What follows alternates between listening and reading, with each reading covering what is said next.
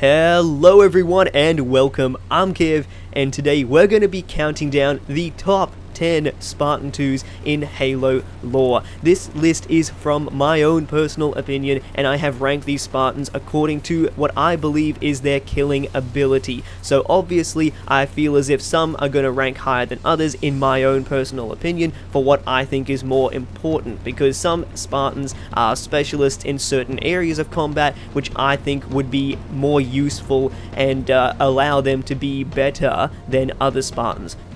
Please keep in mind, guys, that I don't know every single fact about the lore, and I am just getting back into things. So because of that, give me a little bit of leeway, please, and don't rip me to shreds in the comment section down below if you disagree with me. But without further ado, let's get right into this. We're going to start off with number 10 being Fartin 043 Will. And for those of you who have only played the games, you may not know this character at all because he was just featured in the books.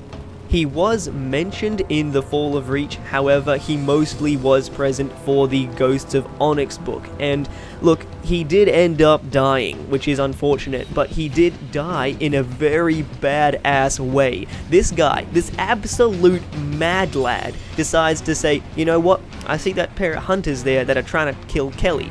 So I'm gonna sprint up to them with no weapon and just kill one of them with my bare goddamn hands. So this guy is an absolute mad lad, and I have to say, mad respect for saving Kelly by taking on a pair of hunters barehanded, and he took one of them down, but however, to save Kelly, he had to take an assault cannon to the face. But what happened next was like straight out of an anime or something, because he just gets up, takes a few steps, and then he's like, yeah, don't worry, I'm all good, you guys get out of here. And then he just face plants because his organs just fail on him. So it's really unfortunate, but it was like really a good straight up like badass sacrifice to save Kelly. So I have to say, well done there for Will, but I can't rank him any higher because he obviously did die in a close quarters combat and we didn't get to see much else from him. So coming in at number 9, we have Spartan 051, Kurt Ambrose. So I wanted to rank Kurt a bit higher on this list initially. I had him at like number 5 or something, but I have to remember that I am mostly going off of killing abilities. So one thing that Kurt had on his side which made him really cool and very unique compared to other Spartans was that he had essentially a sixth sense. He was able to smell a trap and tell if something was off. So that's a really big asset that he has on his side, and that's why he is on this list. However, I can't rank him any higher because he made a big stupid mistake, because when he would go on to train the Spartan 3s, he actually abandoned his Spartan 2 Mjolnir armor. I don't know why either, to be honest. Okay, it's some dumbass reason about making sure the Spartan 3s didn't feel as if he was superior to them. He wanted them to feel as if he was one of them. I don't know, I can't process it either. It's a respectable decision, but it's a stupid one at that. So because he was wearing noticeably crappier armor, he ended up dying, so that's why I can't put him any higher on this list at all either. So yeah. So, coming in at number 8, we have Spartan 042, Douglas, or as I like to call him, good old Dougie. As far as his accomplishments go, I have to give him mad respect along with the other members of Red Team for the awesome sequence where they just absolutely decimated an entire horde of elite honor guards in Halo Wars 1. However, because of the events of Halo Wars 2, he was the one who got knocked the fuck out by Atriox, so he got taken down, and because of that he wasn't able to accomplish as much in that game compared to other members of the team. So because of that, that's why he comes in at number 8. He's still strong, he's still fast, he's still deadly, but good old Dougie just was out of commission, to be honest. So number 7 is going to be Alice, and while Dougie was out of commission, she was doing hit and run tactics, being an absolute pain in the ass for the Banished, so that's why she comes in at number 7.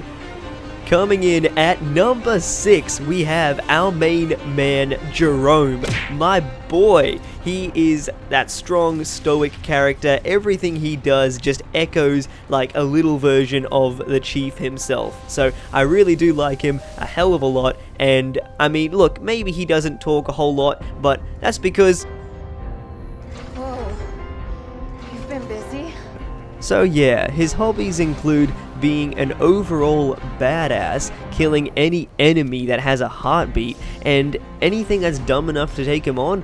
Well, fuck me, I'll be honest guys, he ends up screwing them over so badly that they end up looking like they just got ran over by his warthog on a highway, and then he went back and forth over the body until it's just a squishy red mess on the side of the road.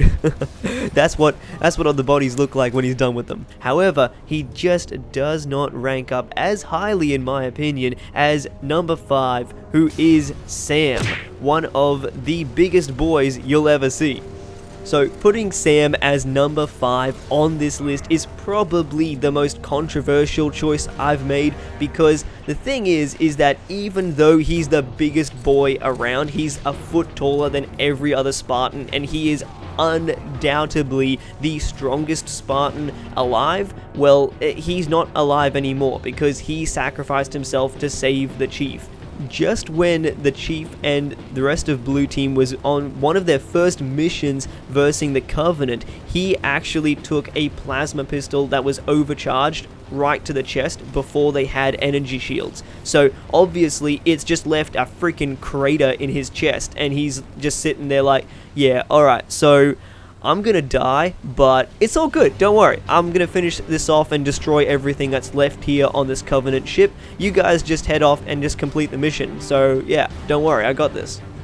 To anyone who disagrees with that, I am basing this off of the potential that he represents. He is without a doubt the strongest Spartan that ever existed. So I have to say that puts you pretty damn high up this list. And with him being in the Chief's inner circle of Spartans that he would always have on a mission with him, someone he could rely on without a doubt, he would prefer to have Sam in his squad over every other Spartan too.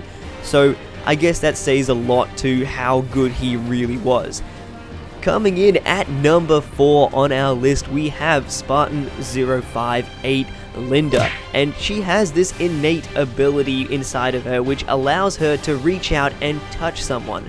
Not psychically, physically, with a bullet, because she's a sniping specialist, and goddamn, she has one hell of a high KD ratio. So without a doubt, she has the best marksmanship skills out of all of the Spartan 2s, which really says a lot about her abilities. The Chief has her on Blue Team, she's a regular. The only real issue is that she needs someone in front of her to actually protect her while she's doing her 360 no-scopes on all of the enemies. So she's definitely one hell of a killer, but she doesn't rank higher because she performs better as more of a team player. Now, coming in at number 3, we have Spartan 087, Kelly, and let me tell you guys, she definitely deserves this spot because she has a lot of features which make it very easy for her to not only stay alive but to rack up a insanely high number of kills, because she is the fastest human alive. Without a doubt, she can run in her armor over 65 kilometers an hour. That's like that's her running speed, okay? Her like brisk walk will still be able to beat Usain Bolt. She also has the fastest reaction time out of all the Spartans. It was quoted in the book by the Master Chief that no one could touch her unless she wanted to. Other Spartans wouldn't be able to lay a hand on her because of how fast she was in every single way, which is just crazy. So that's why she deserves the number 3 spot. Alright, so the number 2 spot goes to Spartan 104, Fred, and this guy, I gotta tell ya, he is a straight up killer, and if you thought that Will was pretty badass as a close quarter combat specialist, then Fred puts him to shame, because my man, like, if you ask anyone in the Halo franchise, what's your favorite weapon? You know, some people may say, oh, the battle rifle, easy. Others may say, oh, the shotgun. Fred's the kind of guy who's gonna say, no, my knife.